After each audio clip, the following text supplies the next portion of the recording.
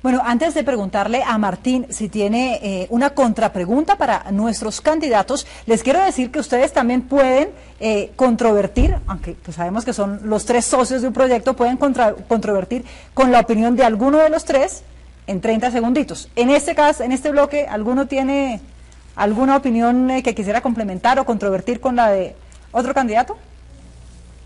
No, yo no tengo. ¿No? Creo que nos complementamos bien en esta Bueno, respuesta. entonces Martín, tienes la palabra. ¿Tienes alguna contrapregunta?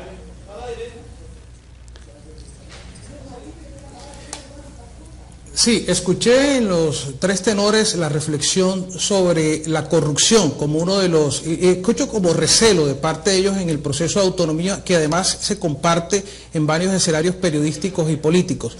Ahora, ¿qué hacer frente al fenómeno de corrupción? ¿Es un fenómeno regional? ¿Es un fenómeno nacional? ¿Y cuál sería su política para enfrentar este proceso de corrupción que realmente está inserto en toda la dinámica del país? Es un fenómeno claramente muy difundido en todo el país. Yo en las distintas ciudades a las que vamos pregunto si es lo mismo robar una hostia consagrada que una hostia sin consagrar. Y la gente responde en casi todas las ciudades, ustedes son testigos, que es igual de grave. Entonces luego pregunto, ¿es igual de grave robar plata del Estado que plata de particulares? Y mucha gente responde, es igual de grave. Entonces, tanto en la costa como en el resto del país, tenemos que lograr sacralizar los recursos públicos. Así como para toda la gente es claro que a la mamá no le pega, hay que hacer claridad sobre al Estado no se lo roba.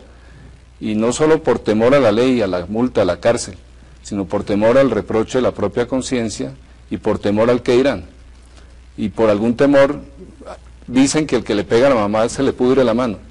Al que roba y al robar mata, el botín le queda salado. Hay que encontrar recursos culturales que en vez de normalizar el robo de recursos públicos, lo haga tabú, lo prohíba. Si logramos eso, pues superaremos todo el país. Y entre otras, en mi intervención no hablé de corrupción, hablé de mayoría de edad y del tema distributivo, que uno quisiera a veces tener 16 años para los ingresos y 19 para la libertad de gasto. Doctor Garzón. Lo primero en la corrupción, Martín, es actitud. Los que estamos aquí, ninguno de los tres robamos, miramos de frente, asumimos liderazgo, no tenemos responsabilidades con todo lo que se le acusa a un político. Entonces, así estoy seguro, en muchas regiones del país, incluida obviamente la costa del Caribe, la gente de la región Caribe, hay liderazgos absolutamente sanos. Pues esto se refiere a la primera pregunta. La gente tiene que votar no por la clientela, la gente tiene que votar por la gente que no tiene amarrado el voto, no el que compra. Así se enfrenta la corrupción. La medida que la política no depende de esa negociación, en esa medida la política será lo más importante que tiene el ser humano como política. Le es inherente la máxima expresión de altruismo y es ahí donde tenemos que apostar. A que haya actitudes y haya liderazgo y se visibilice lo bueno y no se le haga juego a eso malo. Doctor Peñalosa. De ninguna manera estamos diciendo que la corrupción sea una región en particular. Todo lo contrario, por eso es la propuesta de fortalecer las regiones y de fortalecer no solo la región de la costa Caribe, sino de fortalecer las otras 6 regiones que se deben hacer en Colombia. Precisamente es muy seguramente más eficiente el manejo que se le puede dar a las regalías en la costa cuando sean unos profesionales del mejor nivel, con una gran institución que maneje todas las regalías de la costa, que el que posible se le da cuando se maneja a nivel de La Jagua o de Tolú o de Montelíbano. Claramente es posible que se tenga una mejor gerencia, unas instituciones con unos mucho mayores controles por parte de la opinión, y obviamente el problema de la ineficiencia afecta a los llanos y a todas las regiones donde ha habido este tipo de recursos. Bueno, pues voy a sacar nuevamente las balotas para ir con la pregunta de los usuarios de las redes sociales, de Facebook, Twitter y quienes están conectados y sintonizados con nosotros a través de Radio Nacional y también a través de www.partidoverde.org.co, que han formulado a lo largo del día sus preguntas para nuestros candidatos. Voy a mirar. Doctor Enrique Peñalosa. No, perdón, Lucho Garzón es el 3. Pregunta Santiago Rueda Arango. ¿Cómo piensan generar empleo para los profesionales que han invertido tanto dinero en estudio y esfuerzo, cuya retribución es el desempleo, la desesperación y la desmotivación? ¿Cómo piensan estructurar la meritocracia?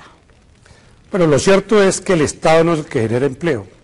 Lo que hace el Estado es generarle condiciones para empleabilidad o generar empleabilidad a los empresarios. Y con los empresarios y los actores económicos hay que hacer una gran convocatoria. Yo he planteado un gran pacto por el empleo. Y un gran pacto por el empleo que tiene que ver básicamente con el tema de las exenciones tributarias. Eso es odioso lo que ha venido pasando en los últimos años. Exenciones para sectores de la economía nacional. Yo creo que debe haber un régimen tributario en donde los impuestos directos prevalezcan sobre los indirectos y aumente la demanda. Un segundo elemento que nos parece absolutamente clave para esto es el debate sobre la optimización de la parafiscalidad. No es acabar los parafiscales, es donde se orienten y son mucho más eficaces para que haya mucho menos retenes en materia de empleabilidad. Tercer elemento es lo que significa que esa banda ancha, esa brecha digital, esa casi especie de analfabetismo informático que hoy se está produciendo, se rompa por la vía de que hay una especie de irrigación de informática por todo el país para que la gente, como los profesionales, pueda ejercer desde su propia casa o desde sus propios espacios una economía de servicios, que es muy importante para una economía como la actual.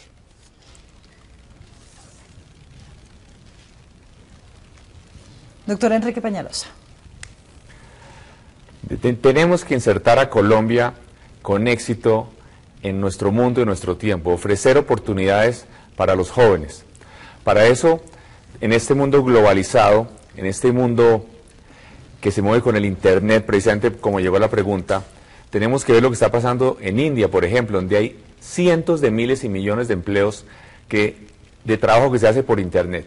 Para eso es fundamental tener un propósito nacional, lograr que nuestros bachilleres en 10, 20 años a más tardar sean bilingües, que sepan inglés, para poder realmente aprovechar Internet, para poder exportar servicios, diseños, etcétera, a través del Internet. También debemos concentrar los subsidios que otorga el gobierno a las empresas generadoras de empleo.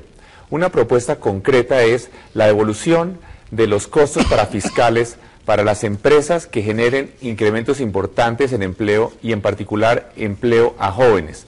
Así no se va a hacer como se ha venido haciendo en el pasado, en donde se otorgan muchos apoyos a empresas, algunas que generan mucho empleo, pero otras que no son especialmente generadoras de empleo. En nuestro gobierno, el apoyo estatal a diferentes sectores va a concentrarse y a definirse de acuerdo a la generación de empleo de las empresas beneficiadas. Bueno, y doctor Antanas Mocos. Bien, lo primero es anotar que es mucho más doloroso el desempleo de la gente con poca calificación, con pocos estudios. Ese grupo social tiene muy poca capacidad de negociación y recibirá ingresos muy bajos. Hoy por hoy todavía el profesional colombiano tiene, por un lado, posibilidad de emplearse, tiene un nivel de desempleo comparable con el promedio y tiene condiciones de ingreso que lo favorecen. Sin embargo, es claro que cada vez para lograr esas mejoras de ingreso necesita hacer posgrados y hay un reto enorme en la calidad de nuestras universidades. Pero ¿dónde está el problema de fondo? El problema de fondo es que Colombia exporta fundamentalmente carbón, petróleo, níquel, café. Estas 4 áreas de la producción no son muy intensivas en trabajo complejo, en trabajo intelectual, en trabajo que requiera conocimiento. Entonces hay una especie de capacidad adquirida pero no utilizada. Pues es el famoso profesional que maneja taxi.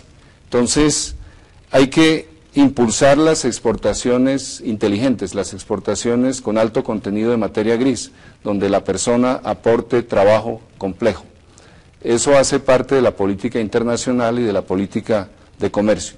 Y el Estado puede dar ejemplo contratando a la gente más calificada, privilegiando siempre los méritos sobre las recomendaciones y dejar atrás el mundo de los favores, el mundo de las recomendaciones, como el mundo español. 200 años deberían bastar para tomar distancia de esa cultura de los favores.